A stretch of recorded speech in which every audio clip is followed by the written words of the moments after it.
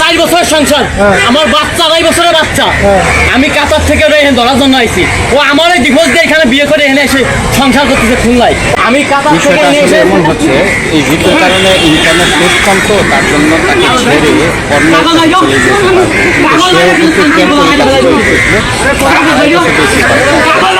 কাজ করতেছিল, আমি জানি না আমি এসে খুলনা। ভাই ও আমার জানে, আমার বউ, আমার বাচ্চা, আমার বাড়ির সাথে বাড়ি। আমি কাতার থেকে এনে এসে এই জায়গায় বসে ছিল ধরার লাগিয়ে, সরাসরি কাতার থেকে আমি এনে এসেছি। দেখেন এই যে আমার টিকিট। আমি কিছুক্ষণ আগে আমি কাতার থেকে আইছি, আমার পাসপোর্ট। আমি কালকে রাত্রে টিকিট কাটছি কাতার থেকে ওটা ধরার জন্য। আমার মেয়েটা কাইন্দে মরে যাচ্ছে, 2.5 বছরের মেয়ের ছবি রয়েছে আমার কাছে। আমি জানি তো আজকে বিকেলে না আসবে, ওরে নিয়ে চলে আসবে। ওর বাড়ি 13 খাতা, আমার বাড়িতে মাত্র 2 মিনিট রাস্তা, ওই জন্যই বাড়ি। শোনে কম দোষ আমার এত টাকা ঋণ, আমার 5 লাখ টাকা ঋণ করে আমার বিদেশে আজকে 5 মাস পরে মেয়ে বেঁচে আছে ঋণ করে। ও আমার বাচ্চা বাচ্চা অপেলাইতে গেল, সাথে গেল। ওর বাড়ি আমার ওর বাড়ির পাশে, ও আমার বাড়ির পাশে। আমার বাচ্চা বাড়ি, আমার বাপ মা করে ফেলালো। আমি এই নিয়ে আমি এখানে বসে রয়েছি। আমি জানি ওইখানে আসবে, মেয়েদের বাড়ি নাই। আমি এই সরাসরি খুলনা নাই না, এখানে বসে রয়েছি। আমার ডকুমেন্ট এই জায়গা। ও আমার বোন নাই, আমার ডিভোর্স দেয় 3 মাস আগে মেয়াদ দিয়ে আমার ডিভোর্স দিচ্ছে, অথচ 15 দিন আগে আমার ঘর চলছে, বিয়ে হয়েছে।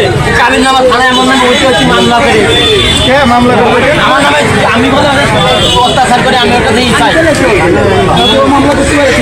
ভাই আমি না প্রবাসী, আমি কিন্তু জানি না ভাই। আমার মামলা দিচ্ছে, আমার হয়রানি করবে, আমার মেয়ে নেবে, কোর্টকাচারি করবে এই জন্য আমি হাতে নাতে ধরার জন্য আমি এখানে এসে বসে রয়েছি।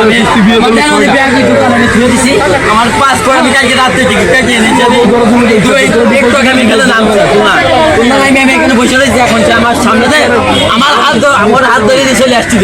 ওর বাপ মানে আমি নালিশ করছি, বাপ মানে নালিশ করতে বাড়ি আছে ডুমরিয়া।